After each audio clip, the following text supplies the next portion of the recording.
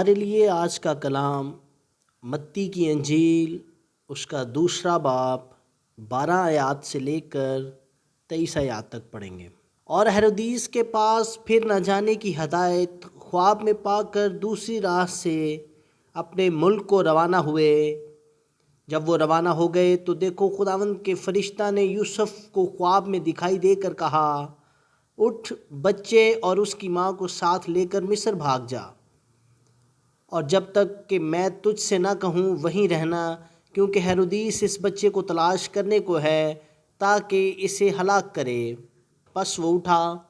اور رات کے وقت بچے اور اس کی ماں کو ساتھ لے کر مصر کو روانہ ہو گیا، اور ہیرودیس کے مرنے تک وہیں رہا تاکہ جو خداوند نے نبی کی معرفت کہا تھا وہ پورا ہو کہ مصر میں سے میں نے اپنے بیٹے کو بلایا۔ جب ہیرودیس نے دیکھا کہ مجوسیوں نے میرے ساتھ ہنسی کی تو نہایت غصے ہوا، اور آدمی بھیج کر بیت لحم اور اس کی سب سرحدوں کے اندر ان کے سب لڑکوں کو قتل کروا دیا جو 2 برس یا اس سے چھوٹے تھے،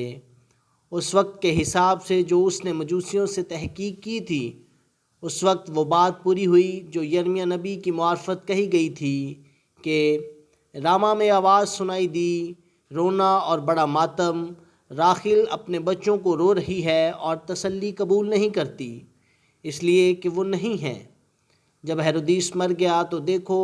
خداوند کے فرشتہ نے مصر میں یوسف کو خواب میں دکھائی دے کر کہا،